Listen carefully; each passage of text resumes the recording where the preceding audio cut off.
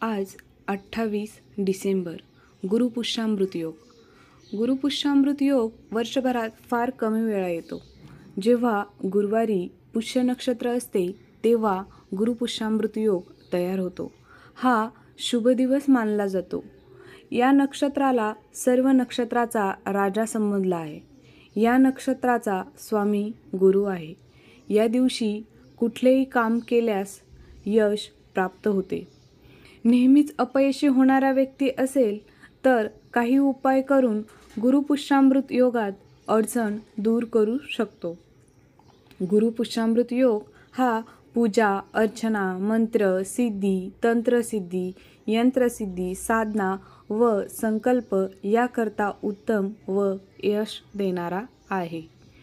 या दिवशी माता लक्ष्मीची पूजा केली जाते. सर्वसामान्य मनुष्य देखील या मुहूर्ताचा चांगला लाभ घेऊ शकतो. या शुभ मुहूर्तावर आपण सोने चांदी खरेदी, नवीन घराचे बांधकाम, वाहन घेणे हे कार्य करू शकतात. गुरुपुष्यामृत योग असताना लक्ष्मीनारायणाची पूजा करा. पूजेमध्ये ओम श्रीं ह्रीं दारिद्र्य विनाशिन्ये धनधान्य समृद्धी देही देही नमः ह्या मंत्राचा 108 वेळा माळजप करा.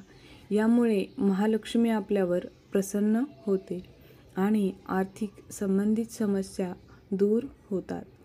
गुरुपुष्य योगाच्या दिवशी घराबाहेर स्वस्तिक चिन्ह बनवा आणि दक्षिणावर्ती शंखाची पूजा करावी. शंखाला भगवान विष्णू आणि आई लक्ष्मी यांचा आशीर्वाद असतो.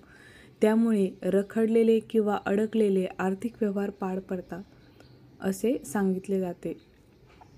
गुरुपुष्य योगाच्या दिवशी दुकानात किंवा व्यवसाय करतो त्या ठिकाणी पारद लक्ष्मीची मूर्ती स्थापन करावी. यामुळे आर्थिक संकट दूर होते. नोकरी मिळवण्यासाठी किंवा नोकरीमध्ये प्रगती होण्यासाठी देखील गुरुपुष्य योगात पारद लक्ष्मीची पूजा करू शकतात. एकाक्षी नारळाला देवी लक्ष्मीचे रूप मानले जाते. पारद लक्ष्मीच्या सहाय्याने तुम्ही एकाक्षी नारळाची पूजा करू शकतात. या नारळाची विधिवत पूजा केल्यावर घर किंवा व्यवसायात कधीही धनधान्याची कमी राहत नाही. आर्थिक वृद्धी होते. कनकधारा स्तोत्र आणि लक्ष्मीचे स्तोत्राचे पठण करावे. नियमितपणे या दोन्ही गोष्टींचे पठण केल्याने एखाद्याला वैभव आणि संपत्ती मिळते. शत्रूंपासून मुक्ती देखील मिळते. असा असतो गुरुपुष्य योग. सर्वांनी या दिवशी पूजा करावी व यश मिळवावे. धन्यवाद. माहिती आवडल्यास लाईक करा, शेअर करा, सबस्क्राईब करा.